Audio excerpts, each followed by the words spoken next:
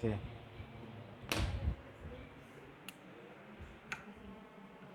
Oke, pertanyaannya luar biasa ini. Ini biasanya ditanyakan oleh audiensnya Mario Teguh. Iya nggak sih? Motivasi. Bagaimana sih memotivasi supaya kita punya jiwa entrepreneur? Kadang saya pernah berusaha, tapi karena labanya sedikit, akhirnya saya putus asa. Motivasinya itu macam-macam, teman-teman. Kalau saya sendiri itu karena desakan ekonomi sebenarnya. Karena desakan ekonomi, saya punya anak yang berat badannya kurang dan harus membeli susu seharga 300.000 dan itu habis dalam waktu 5 hari. Jadi desakan itu yang membuat. Tapi alhamdulillahnya gini, saya nggak pernah mengalami fase itu. Fase yang ketika saya mencoba, untungnya cuma sedikit. Nah itu bahkan saya belum pernah. Karena ketika saya langsung mencoba, untungnya langsung banyak. Itu alhamdulillahnya di situ. Kalau saya membayangkan ada di posisi itu, saya ingat teman saya pernah cerita, dia dagang bakso, Mister. Dia dagang bakso dari pagi, dari malam, bangun pagi dini hari bikin bakso, begitu buka dari pagi sampai sore nggak ada satupun pembeli. Dia nangis. Tapi kita sering dengar dari motivasi, dari motivator itu. Ya memang kalau kita terjun di dunia entrepreneur, dunia dagang, ya memang seperti itu. Itu adalah pola yang harus kita lalui. Seperti halnya seorang guru. Guru itu yang paling lama di sini berapa tahun? IGS itu dari tahun berapa sih? 2015. Yang dari 2015 ada pasti ya? Ada nggak sih fase jenuh? Ada kan? Tuh. Jadi tadi kan gimana caranya jiwa entrepreneur itu tetap ada. Sama guru juga, gimana sih caranya guru itu supaya semangat terus. Semua profesi itu butuh motivasi.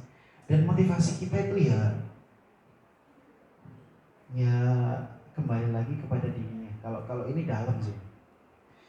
Tidak aku ciptakan jin dan manusia untuk beribadah kepadaku. Motivasi kita itu ibadah, orientasi kita itu akhirat. Karena kita ini hanya mampir ngombe kalau kata orang Jawa. Kita ini mampir minum, dan ketika mampir minum sehari cuma dikasih 5.000 ya itu syukuri. Karena kunci bahagia itu bukan seberapa tebal dompet kita, teman-teman. Kunci bahagia itu bukan seberapa banyak digit gaji kita, tapi seberapa pandai kita mensyukuri apa yang kita dapat. Saya punya cerita nyata ya. Saya ketemu seorang kakek-kakek dengan usia yang ya udah kakek-kakek ya, usianya udah berapa puluh tahun ya, 70 ke atas. Punya sawah banyak. Sekali panen itu bisa umroh lah. Karena di sini 4 ton, di sini 4 ton, di sini 4 ton, di sini 4 ton. Berton-ton itu bisa jadi umroh. Tapi dia nggak bahagia, teman-teman. Susah untuk ngeluarin uang. Bahkan ketika waktunya kurban nggak kurban, bayangin. Kata Allah kan kalau punya uang nggak kurban jangan deketin saya, jangan sholat di musola saya. Dia nggak bisa, nggak kurban. Karena saya nggak tahu itu psychological issue atau apa. Dia puas ketika uang itu banyak, ketika di gudang itu banyak pare itu apa, padi, dia puas. Dan ketika mengeluarkan uang itu susah. Kalau bahasa Al-Quran itu bakhil, tapi kalau bahasa dia berhati-hati nih. Uang itu berhati-hati nih dari perspektif dia. Dan saya bertemu nenek-nenek yang jualan pecel, dan dia itu sangat someah. Apa someah itu? Friendly, mudah senyum, ramah, dan pelanggan itu nyaman sama dia. Pelanggan beli 10.000 kasih 20, beli 50 kasih 100. Pokoknya omsetnya itu banyak. Dan apa yang dia lakukan? Yang dia lakukan adalah dia mengambil uang secukupnya. Yang penting bisa buat modal dan buat hidup. Sisanya dia kesimpan ke anak yatim, ke masjid, ke musola. Itu kisah nyata. Siapa yang bahagia? Kakak itu setiap hari jarang tersenyum. Nenek itu menjadi orang yang paling bahagia di dunia. Karena ternyata bukan seberapa banyak yang kita miliki, tapi seberapa pandai kita bersyukur. Mungkin itu Mas jawabannya. Terima kasih. Berarti nggak ada pertanyaan dari perempuan nih. Mbak Sylvia mungkin. Oh Siva. Saya tahu namanya, kemarin kita kenalan soalnya. Oke, dari teman-teman yang Ahmad ada nggak? Satu aja. Dari TK, Miss Yanti. Kaget banget dia.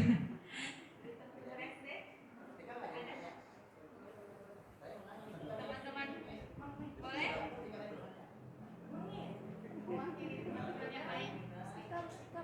Satu lagi bisa nggak apa-apa ya? Ya, nggak apa. Halo Mister, saya Halo. Mistika.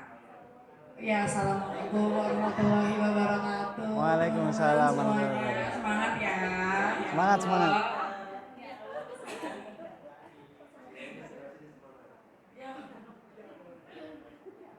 Mister, saya tuh gini ya, pertanyaannya tuh mungkin bukan nanya doang, tapi emang keresahan. Kayak pengen coba jualan, tapi nggak mau rugi. Gitu, jadi bingung.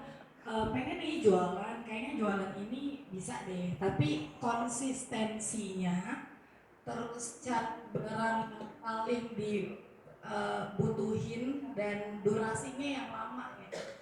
Itu sih. Sama kadang hari ini pengen jualan ini, hari ini beda lagi, minggu depannya beda lagi, bulan depannya beda lagi, kayak gitu biasanya gitu. Nah pengen itu kalau cara konsisten untuk jualan dan cari orang atau cari pak marketnya dulu, itu gimana ya biar konsistennya sama biar nggak rugi-rugi banget sih sebenarnya. Karena nggak pengen rugi, pengennya untung.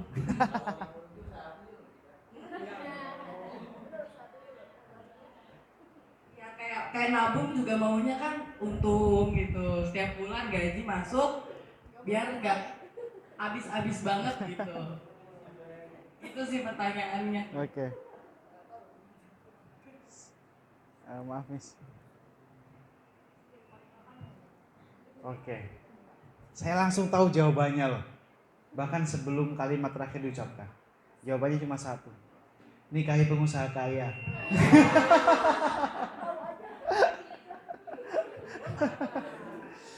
Saya pun pernah rugi teman-teman. Jadi suatu ketika susu yang lampu mati. Lampu mati dan lama. Yogurt, susu sangat erat hubungannya dengan suhu. Akhirnya susunya tidak bisa bertahan, basi, dan akhirnya rugi.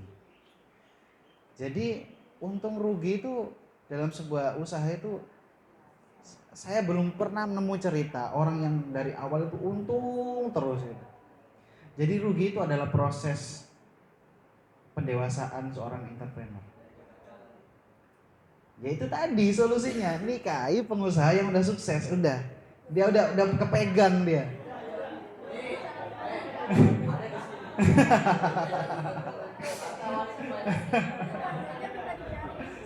Ya, minta dicariin. Saya punya banyak stok. Yang laki-laki saya juga gini teman-teman. Yang laki-laki saya dulu itu di Cianjur ngajar di MA. MA itu muridnya Garelis sama Kararasep sama Garelis. Saya ngajar itu dari tahun 2018 kalau di Cianjur itu. Kalau ngajar dari awal dari 2016 dulu di Jawa Timur. Kalau di Cianjur dulu saya ngajar MA 2018. Itu sekarang mereka berarti udah usia siap-siap dipanen kan? Siap-siap dipanen. Usia menikah kan? Jadi yang laki-laki nanti saya punya katalognya, yang perempuan saya juga punya katalognya. Gadis Sunda sama Jejaka Sunda. Yes. Enggak, kalau dia Sunda Tulen mereka. Terjawab kan? Bener kan? Ada murid saya juga pengusaha, nanti saya carikan nomornya. Murid saya pengusaha juga ada. Di sana itu kawasan agrobisnis. ada murid saya itu yang punya pengusaha, yang usahanya itu apa namanya itu jualan sayur. Dia berinovasi dengan bekerja dengan apa itu namanya itu IPB, akhirnya bisa ekspor sampai ke Jepang. Itu keren banget. Nanti saya kenalin Mistika sama Ana. Udah Mas. Udah. Boleh? Boleh? Iya. Yang di belakang itu.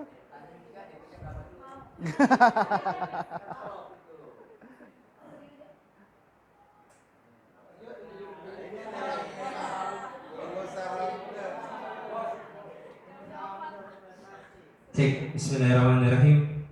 Kenalin, nama saya Yuda, Mister. Oke, Ya. Mr. Yuda. Sebenarnya nih ada izin ya teman-teman. Sebenarnya ada 2 pertanyaan, Mister. Pertanyaan pribadi sama pertanyaan saya di sekolah sama anak-anak. Pertanyaan pribadi saya punya usaha.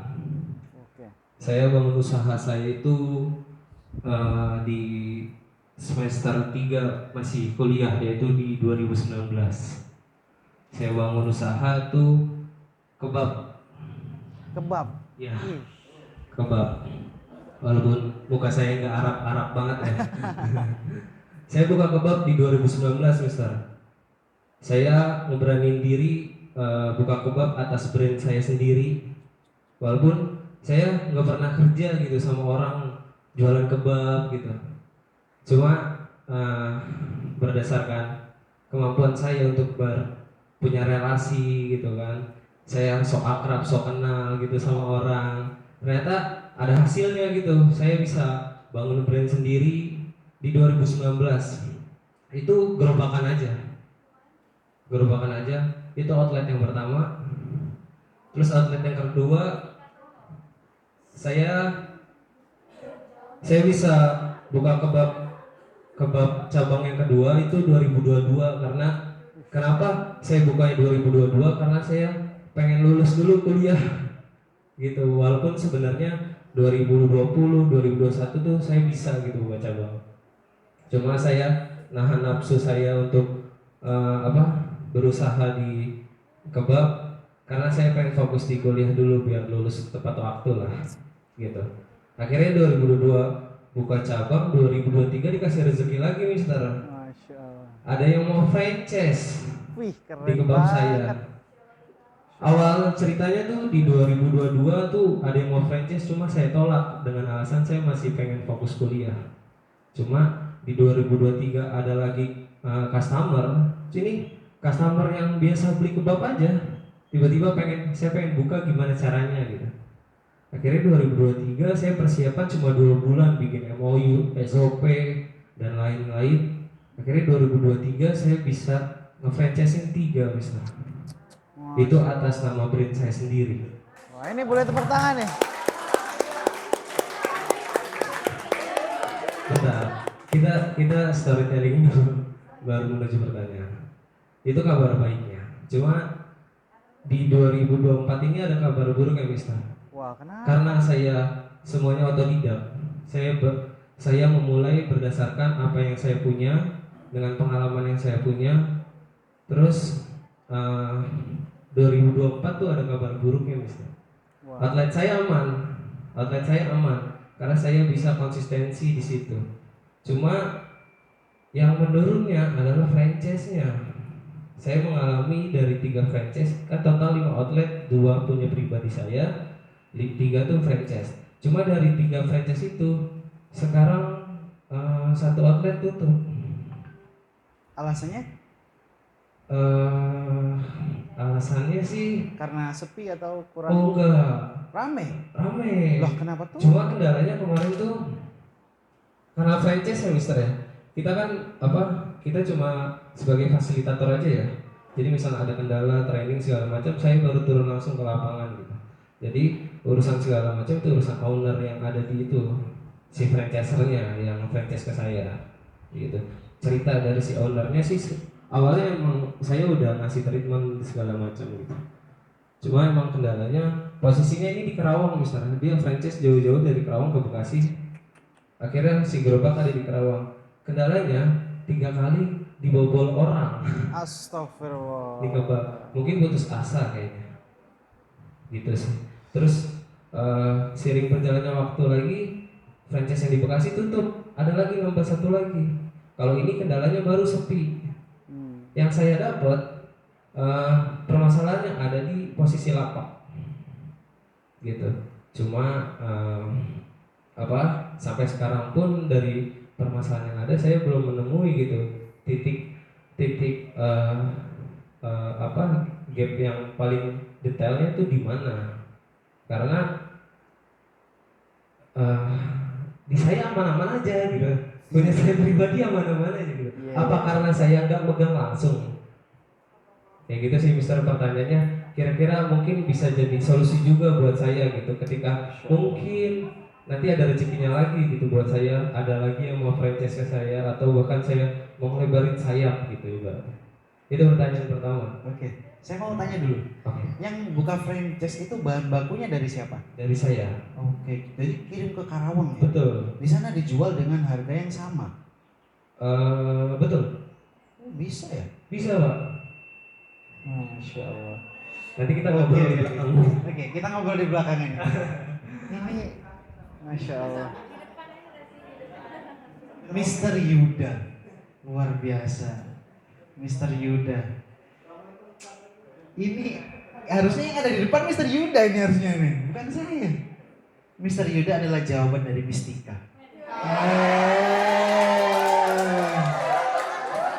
Jawabannya ya ini.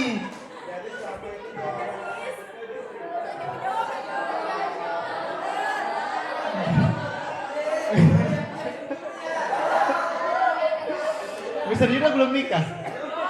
Belum nikah? Belum Pak.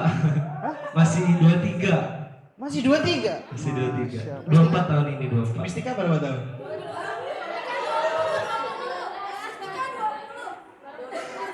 Masya Allah. Baru 23? 24 tahun ini. 24 tahun ini. Iya. Saya Cek. Wih. Jadi di usia 19.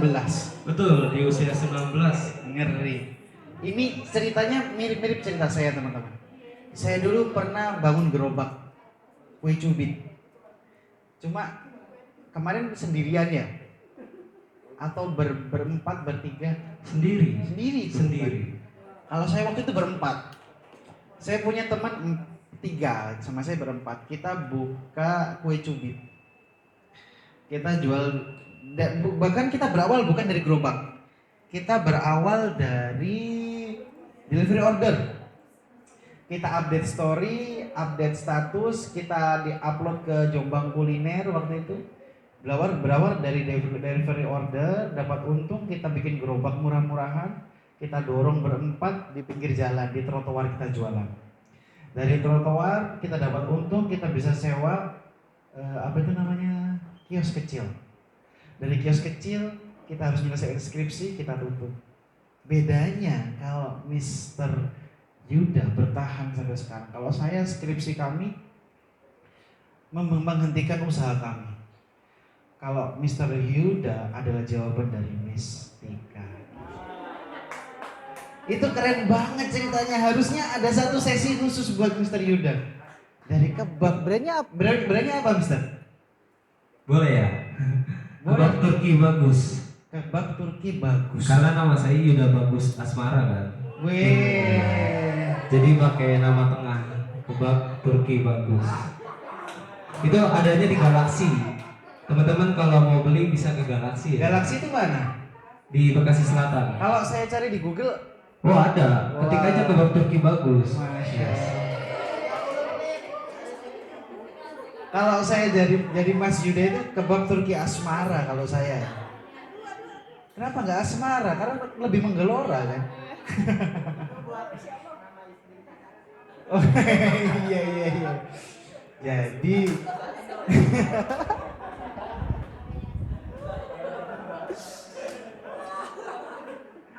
Yuda Bagus Asmara, apakah cocok dengan Tika Asmara?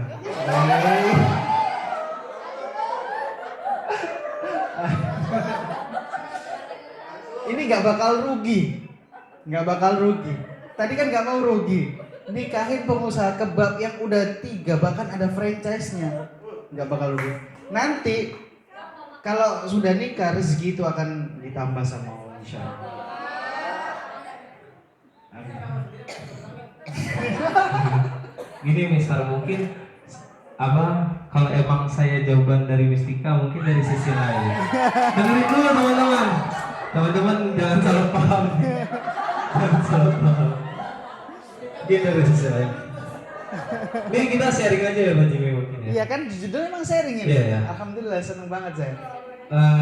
Mungkin kalau teman-teman melihatnya, oh kok bisa gitu. Saya di umur 19 waktu itu ya. Iya iya iya. 19 kok bisa buka kebab. Orang tua saya kaya gitu kan. Si pertanyaan gitu. Dimodalin nih orang tuanya enak. Iya iya iya. Iya. Oh enggak. Justru saya dari SMP, saya itu teman-teman bisa percaya atau enggak?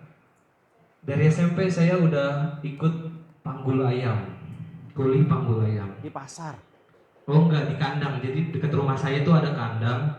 Si kandang itu adanya di tengah sawah. Jadi si akses mobilnya nggak bisa masuk langsung ke tengah. Jadinya kita bantu Mister. Kita Usia berapa itu? SMP 2016, 16 tahun berarti. Terus seiringan berjalan waktu karena panggul ayam itu nggak rutin, saya akhirnya pulang sekolah itu nyetim, ikut setim motor. Itu jadinya hasilnya ada gitu ketika di umur saya 19 berarti kurang lebih 3 tahun 4 tahun nabung untuk jadi satu gerobak. Masya Allah, ini merinding saya merinding. Gitu Mister. Ya Allah. Terus untuk mungkin ya kalau untuk Mistika semua enggak Mister. Justru saya pengen meluruskan ini. Mungkin untuk teman-teman juga yang lain rasa takut, kerugian, kegagalan itu wajar ada ketika kita memulai. Kan yang paling gampang memulai, yang paling susah apa? Konsisten. Mempertahankan. Iya, mempertahankan. Saya 2019, 2024, 5 tahun itu saya rasa waktunya sangat panjang gitu. Saya digangguin ormas, Wow, ya ada kan? juga. Tapi di lapangan hal-hal yang kayak gitu pasti kita udah prepare. Jadi meminimalisir kalau terjadi sudah pasti terjadi.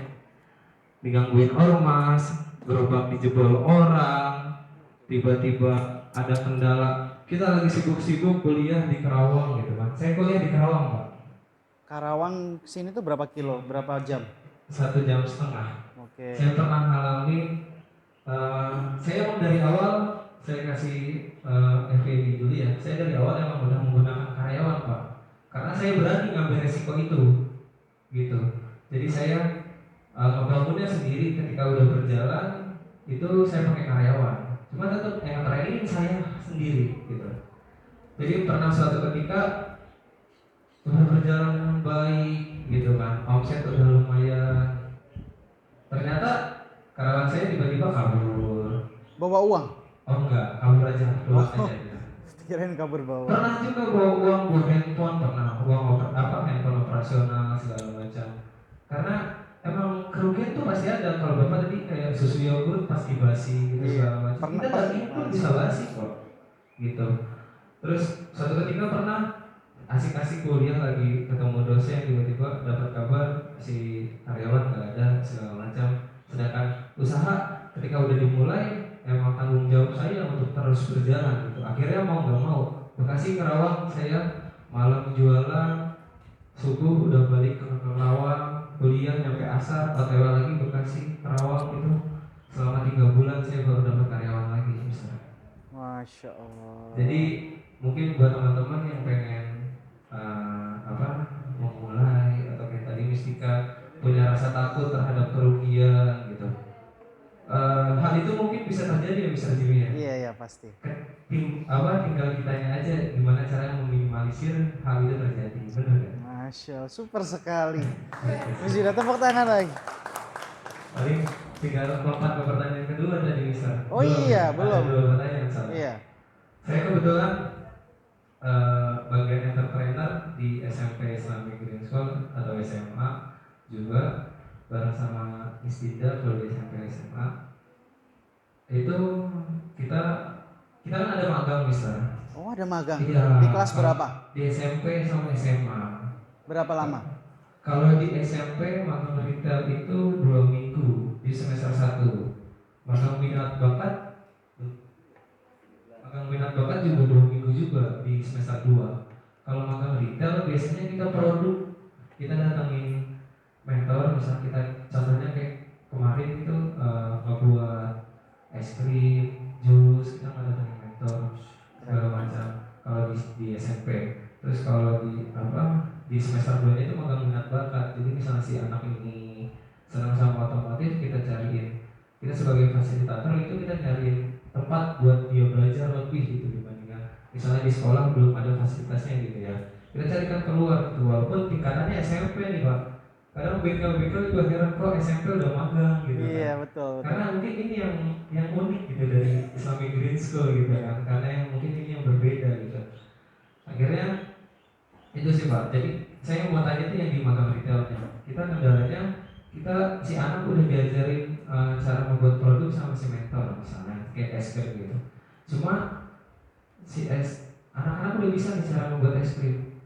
Cuma stop di situ Pak. Kira-kira langkah apa mungkin yang bisa Pak Jimmy berikan ke kami gitu terkait kira-kira produk ini bisa terus menerus gitu. Jadi kita udah dapat ilmunya, kita udah bisa bikin produk, ya jangan stop di situ. Saya sih kepengennya ya. Iya, betul. Betul. Kenapa stop di situ? Ayo, kenapa? Padatnya jadwal kegiatan kali, jadwal pembelajaran mungkin. Ya. Karena dikasih waktu magangnya pun 2 minggu. Itu sih Pak, mungkin kayak market day. Saya pribadi sih pengennya ketika udah after magang retail gitu, market day-nya dirubah ke jualannya es krim aja udah. Jadi si anak-anak bikin produk gitu. Maksudnya saya belum tahu ya, kalau untuk usaha untuk saya pribadi saya bisa ngejalanin.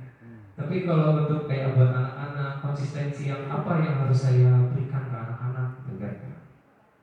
Oke. Masya Allah. Thank you very much Mr. Yuda. Ih, keren sekali. Sepertinya kita akan ngopi bareng nanti kan. Baru 23.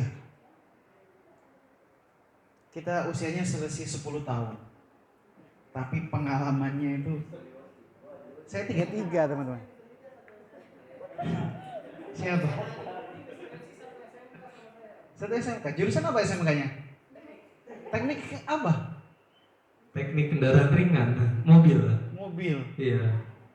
Cuma karena beberapa ada sertifikat di olahraga, makanya saya bisa masuk jadi guru olahraga. Oh. Jadi portofolionya itu sih. Jadi sekarang guru olahraga. Betul. Oke. Saya suka banget main futsal. Kita harus futsal. Jadi striker saya. Jadi Filippo Inzaghi bagian ngegolin aja. Teman-teman yang capek saya ngegolin. Masya Allah, ini tuh kan. Jadi dari diskusi itu pasti dapat ilmu yang luar biasa. Saya dapat ilmu yang luar biasa dari Mr. Yuda.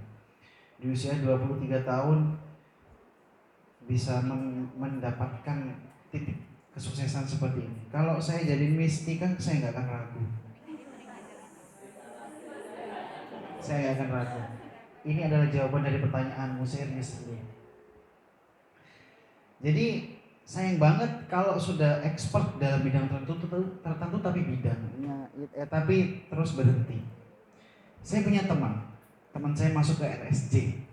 RSJ itu ada yang namanya rehabilitasi. Di rehabilitasi cooking class. Cooking classnya bikin cakwe. Tahu cakwe kan? Yang temennya udah nikmang oleh tuh. Cakwe itu adalah kue yang mudah dibikinnya tapi rasanya enak. Teman saya yang dari RSJ itu jualan, laku. Sama halnya seperti murid kita yang di SMP magang diajarin bikin es krim. Habis bikin es krim ngapain? Ya dijual es krimnya bikin. Gak ada waktu, kita cari waktu. Masa 24 jam kali 7 hari gak ada waktu sama sekali. Bikinlah satu hari misalnya pre-order atau apa.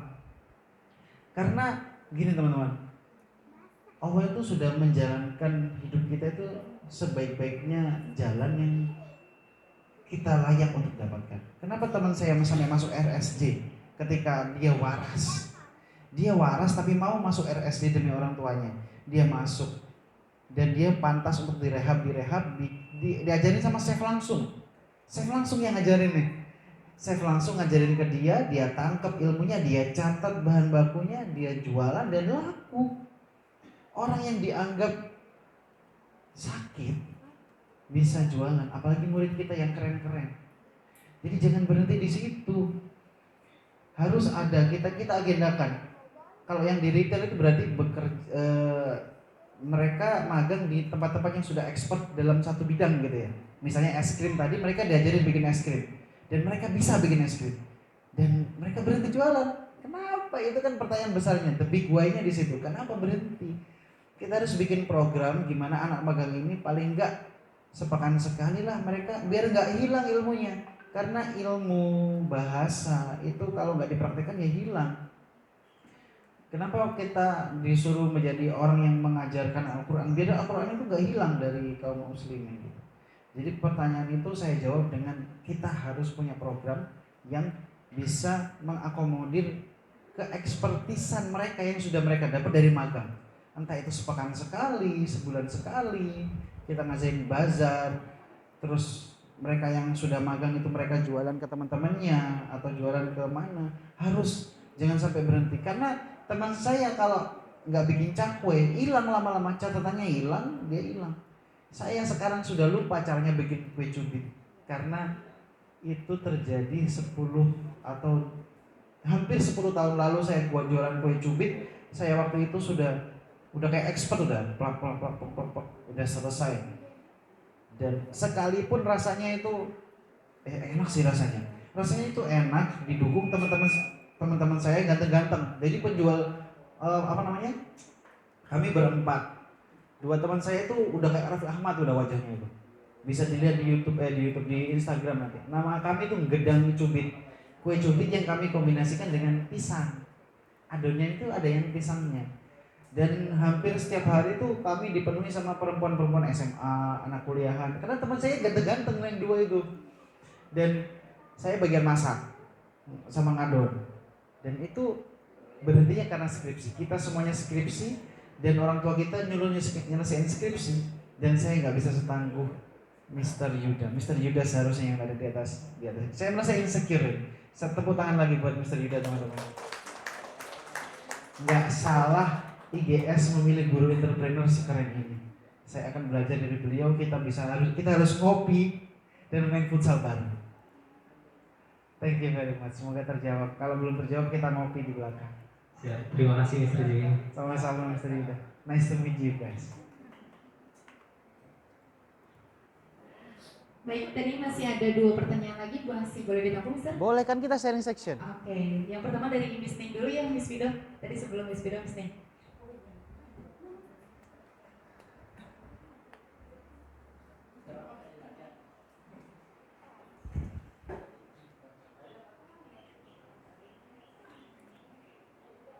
Tes.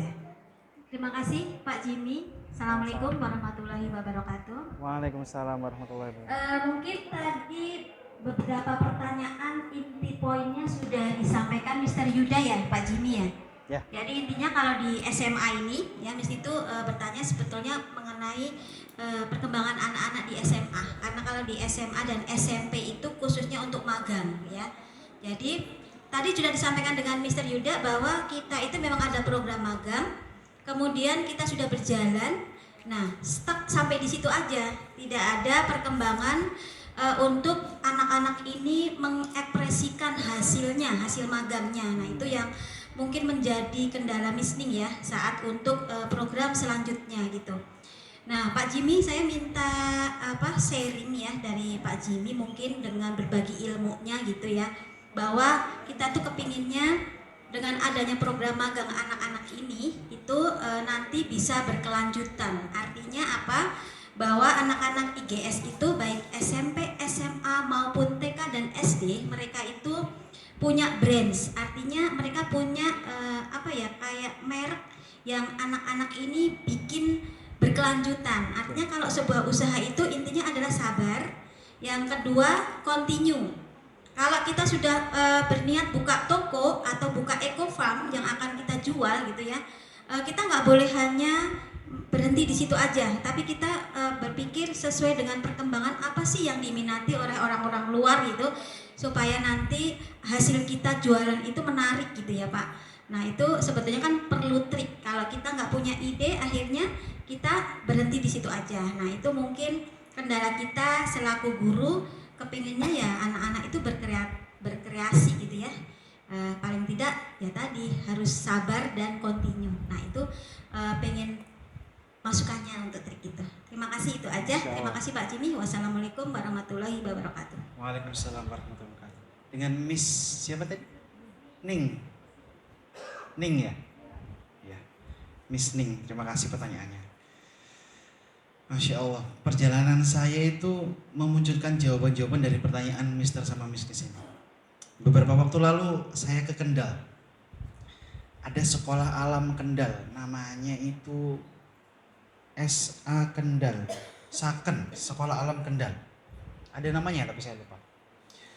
Itu punya acara, punya event bulanan teman-teman. Jadi sebulan sekali itu mereka mengundang masyarakat umum dan yang datang itu rame, serius. Yang datang itu rame. Ketika mereka datang, apa yang bisa kita tunjukkan? Banyak dong. Sekolah alam itu penuh dengan karya. Masa ketika ada tamu kita nggak bisa nunjukin? Kenapa kita nggak bikin seperti itu? Pernah nggak di sini? Sering. Jadi acara bulanan, sebulan sekali itu kita bikin event. Waktu itu eventnya apa ya Allah saya lupa. Di event itu ada panggung pertunjukan, ada bazar buku, ada bazar makanan, produk-produk mereka. Ada setiap kelas itu kan punya, kalau di mereka itu setiap kelas itu punya satu keunggulan. Mereka harus mencari sebuah desa dan desa itu bisa menjual apa, itu yang mereka jual. Dan misalnya desa menjual kerajinan tangan itu yang mereka jual. Masya Allah, assalamualaikum dokter. Gak nyangka ketemu lagi di sini. Masya Allah, have a seat dok. Nama pemiliknya itu Mas Anto teman-teman. Mas Anto, saya ketemu itu di Ciwidey. Ternyata beliau adalah kakak kelas dari ketua yayasan kami. Makanya kami nyambung ngobrol-ngobrol. Beliau adalah satu orang yang memotivasi saya ketika saya harus berpisah dengan IDN. Ketika saya harus berpisah dengan IDN, saya kan cari sekolah lain. Beliau telepon saya. Beliau bilang seperti ini, Mr. Jimmy, sekarang itu kamu itu sudah expert. Kamu sudah bukan waktunya ngajar di sekolah orang, bikin sekolah sendiri. Nah ini motivasi nih. Saya dulu bikin sekolah alam dari satu gazebo katanya. Bayangin. Mas Anto jual mas kawin istrinya ya, sudah jadi istrinya ya, sudah milik istrinya. Buat beli satu gazebo, dan satu gazebo adalah cikal bakal dari sekolah alam terbesar di Kendal sekarang. Saya diceritakan seperti itu merinding saya. Dan saya tawarin, Uma jual mas kawin gak mau.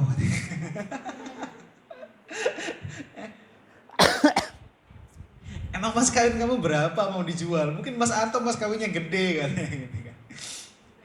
Jadi Mas Anto itu satu-satunya orang yang menyuruh saya, menyarankan saya buat bikin sekolah sendiri dengan berawal dari satu gazebo.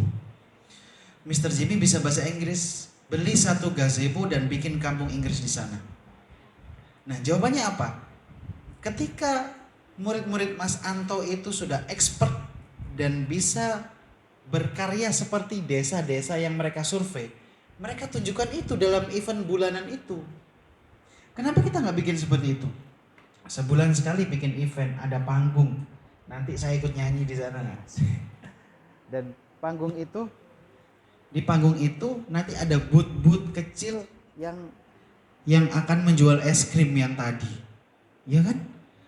Nanti akan rame, wali murid akan datang, wali murid akan ajak temannya, follower media sosial kita akan datang yang dekat, teman-temannya guru akan datang. Banyak yang akan datang. Dan event bulanan itu yang akan mengikat ilmu yang didapat ketika magang tadi. Di sini sudah pernah ada event seperti itu belum? Sudah sering? Sudah sering. Berarti sudah ada jawabannya dong, Bu.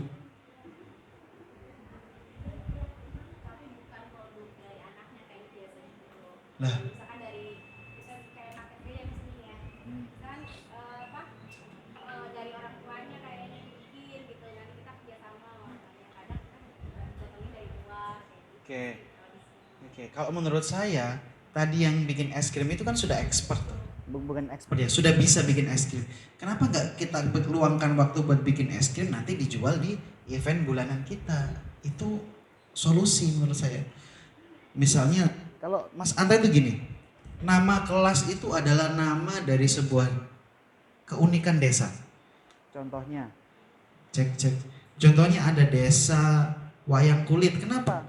Kelas wayang kulit, kelas 2, kelas wayang kulit. Kenapa kelas wayang kulit, Pak? Karena kelas ini kita suruh meninjau desa ini, dan di desa ini kerajinan yang ditonjolkan adalah kerajinan wayang kulit. Mereka ngapain ketika bazar itu ada? Mereka jual wayang kulit dari kertas misalnya. Jual wayang kulit dari kertas karton. Mereka berkerajinan yang mereka bikin sebuah produk yang layak jual, baik itu souvenir maupun makanan. Dan itu terjadi di Sekolah Alam Kendal, teman-teman. Dan waktu itu sayang sekali saya hadir di sana itu H-1. Ketika saya hadir di sana mereka latihan nari, mereka latihan nyanyi, mereka nyiapin produk yang akan mereka tunjukkan besok. Mereka jual apa namanya? Jet bin kalau nggak salah, jet sampah atau apa gitu. Mereka bikin kerajinan tangan yang bisa mengubah sampah jadi apa gitu, saya lupa. Pokoknya karya-karya itu dijual. Skill yang mereka bisa bikin apa itu dijual. Bikin es krim dijual, bikin kebab dijual. Kebab Turki Asmara datangin ke sini. Nanti yang jual Tika Asmara.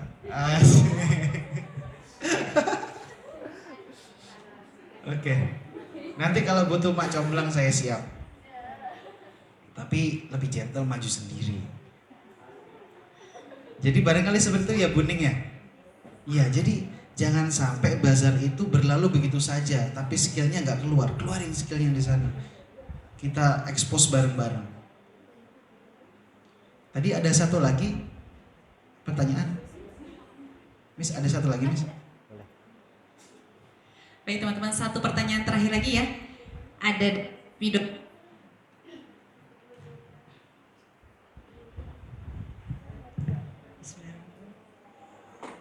Assalamualaikum warahmatullahi wabarakatuh. Waalaikumsalam warahmatullahi wabarakatuh. Mohon izin Mr. Jimmy dan teman-teman, mungkin ini hanya storytelling kali ya, pengalaman. Saya suka mendengar. Pengalaman saya ketika sebelum memasuki dunia pendidikan ini ada sudah berkecimpung di dunia perdagangan. Wah, mantap ini. Masya Tapi Allah. Masya Allah pengalamannya Mr. Yuda, Masya Allah, tabarakallah. Hebat, masih muda.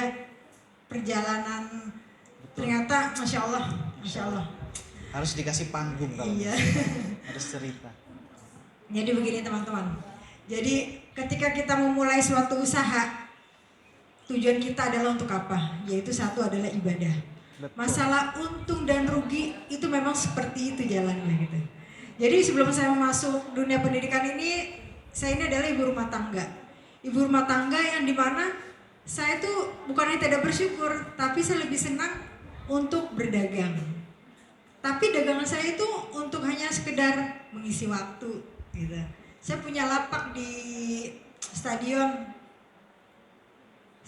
Wibawa Mukti. Saya sering ikut bazar-bazar di Cikarang, di Kerawang tuh sebelum saya menempuh mendalami masuk ke dalam dunia pendidikan. Jadi ketika saya mengajukan ketika ada event-event, ketika saya mau buka lapak itu penuh perjuangan teman-teman ya. Harus ngurus ini itu dan lain sebagainya. Nah, ketika kita sudah senang jiwa kita berdagang, insya Allah kita tidak akan memikirkan untung dan rugi. Senang aja. Untung alhamdulillah, rugi biasa aja. Karena memang pada saat itu tidak fokus dengan aku harus untung karena masih ada yang cari uang ya suami kita gitu ya. Jadi berjalan aja dengan punya ini asik buat sendiri. Bahkan saya waktu itu jual pakaian, pro modelnya saya sendiri. Apa yang saya pakai orang pasti mau. Apa yang saya makan orang pasti mau. Itu hanya lapak kecil saya gitu ya. Nah, untuk sampai saat ini saya menekuni terus menjalani usaha keluarga.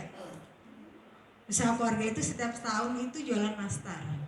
Nah, dari anak saya bayi usia 7 bulan. Anak saya sekarang sudah MA kelas 1 di Pondok Pesantren Hidayatin aja. Sampai saat ini rasa dan kualitas serta reseller saya alhamdulillah semakin tahun semakin banyak. Reseller saya ada kali 20-an teman-teman Mister. Alhamdulillah. Kalau saya belum posting di puasa atau di puasa sebelum 2 minggu itu sudah ini. Bun, sudah ready belum? Ini banyak banget bingung loh. Niatnya kadang capek mau fokus ibadah gitu. Tapi teman-teman reseller lain udah pada nanya, jualan kue enggak gitu. Akhirnya setiap tahun nggak pernah tuh namanya berhenti atau absen jualan kue. Tiap tahun saya tekunin. Nah, pada tahun 2019 dan 2020 saya mengalami kerugian. Kerugiannya itu Masya Allah. Di tahun 1000 saya mengalami keuntungan saya itu kurang lebih ya jualan nastar ya, tapi setahun sekali ya. Itu saya bisa menembus 10-15 juta dalam setahun sekali itu. Jualan nastar saya alhamdulillah.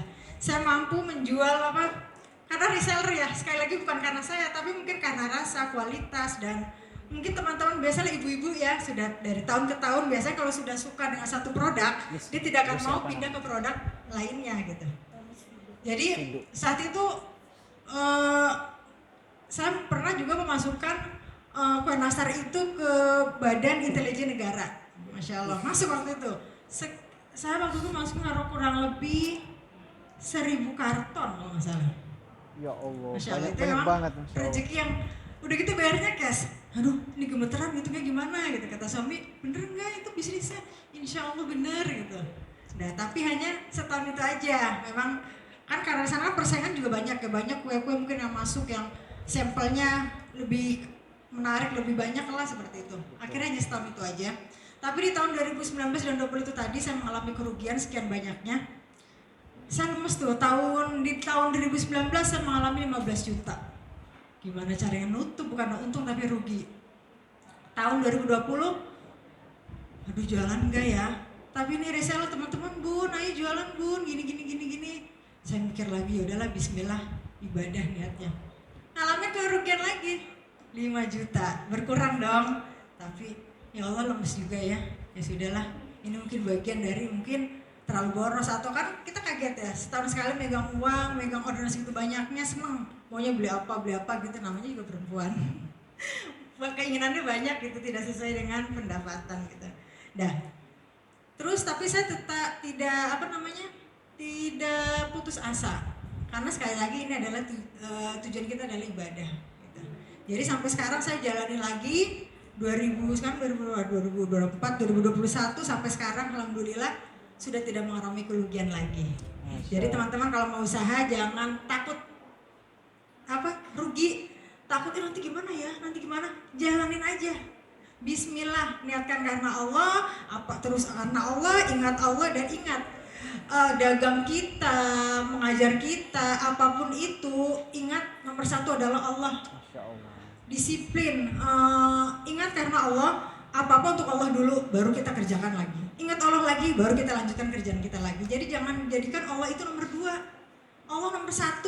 Allah lagi, Allah terus, dan Allah, dan Allah, baru kemudian kerjaan kita. Masya Allah. Itu aja sih teman-teman, motivasi dari Miss Yuto.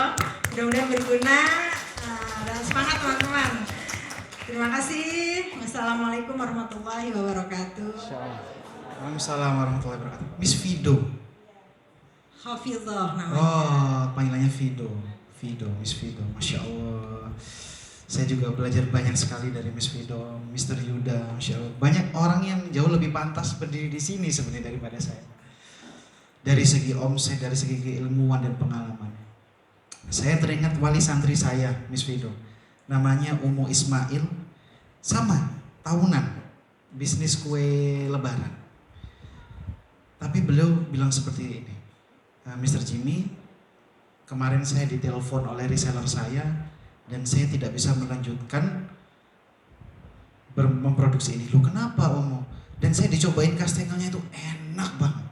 Itu kastengelnya itu seumur hidup saya paling enak ya itu. Sama punya istri saya. Punya istri saya juga enak. Enak kok, enak. Dia lihat nanti, enak, punya kamu enak. Iya, nanti saya akan cobain. Pokoknya enak banget. Dan beliau memutuskan untuk berhenti itu kenapa? Begini, Mr. Jimmy, ketika saya produksi dan saya melihat berita saudara-saudara kita di Gaza, saya menangis. Dua hal yang bikin saya tidak bisa melanjutkan produksi. Karena saya nggak bisa ketika saya bikin kastengel, tapi hati saya itu sedih, saya nggak bisa. Rasanya pasti nggak enak. Katanya seperti itu. Ketika saya bikin kue, saya harus fun, saya harus bahagia.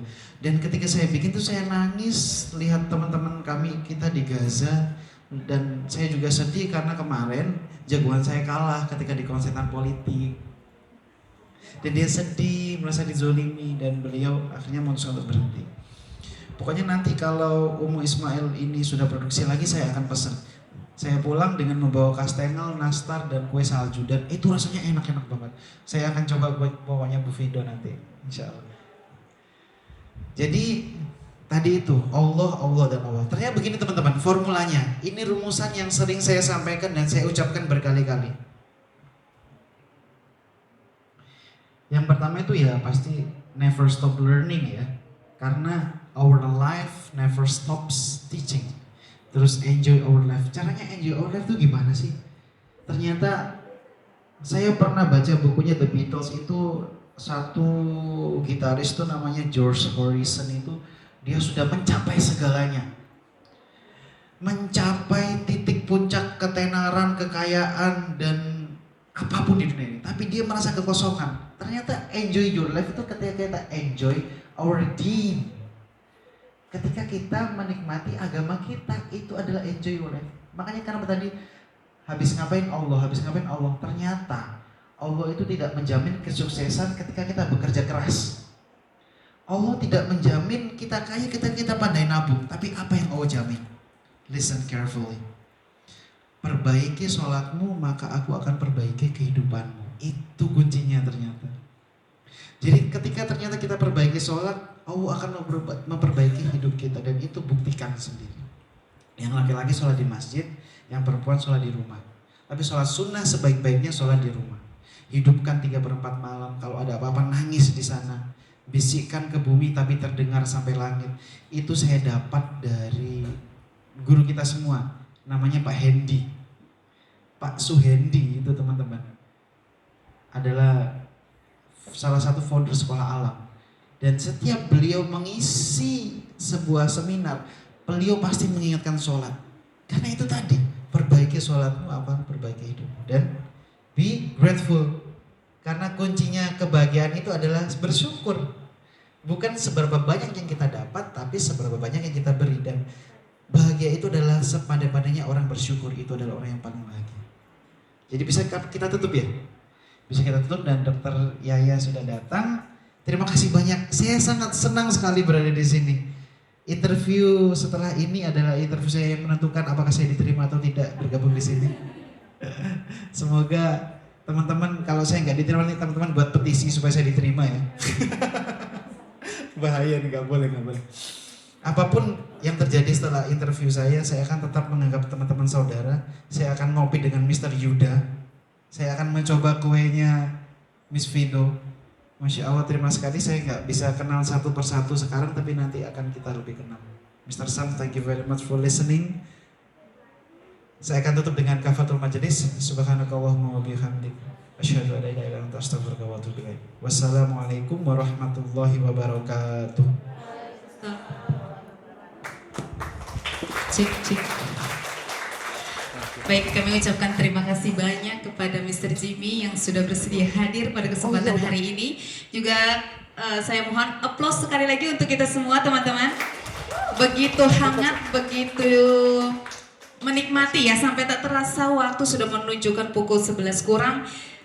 Dari tadi pagi kita bercengkrama, sharing dengan Mr. Jimmy. Mudah-mudahan apa yang kita dapat hari ini dapat bermanfaat untuk kehidupan kita kelak. Teman-teman, untuk selanjutnya akan ada pemaparan